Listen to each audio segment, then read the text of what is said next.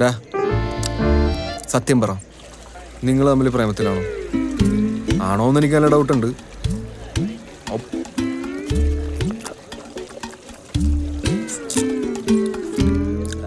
നീ ഇനി ഇത് അമ്മാരോടൊന്നും പറയാൻ നിൽക്കണ്ട. ഞാനൊന്നൊരു കള്ളം പറഞ്ഞ. ശരിക്കും ഞാൻ അവളോട് ഇഷ്ടം പറയാൻ പോകുന്നുള്ളൂ. ഇല്ലളിയാ, ഞാനായിട്ട് ആരോടും പറയാൻ പോലുള്ള. കണക്കായിപ്പോയി. നിനക്ക് അങ്ങനെ തന്നെ വേണം. നമ്മളോടൊന്നും പറയാതെ ഇവനെ ഒളിപ്പിച്ചോണ്ട് നടന്നല്ലേ. സംഗതി ഇവൻ കാണിച്ച് ചറ്റത്തരാണെങ്കിലും നമ്മളൊക്കെ ഇവിടെ ഉള്ളപ്പോൾ ഇവനൊരു ഊളി ചെയ്യണമെന്ന് അവള് വിചാരിക്കണ്ട. അതെ അല്ലേ?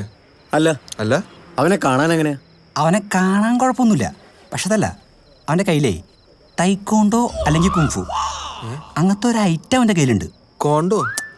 തൈക്കോണ്ടോ, ഇടി, ഇതൊന്നും അറിയില്ലല്ലേ. അത്രേ ഉള്ളു. നീങ്ങ ഒന്ന്.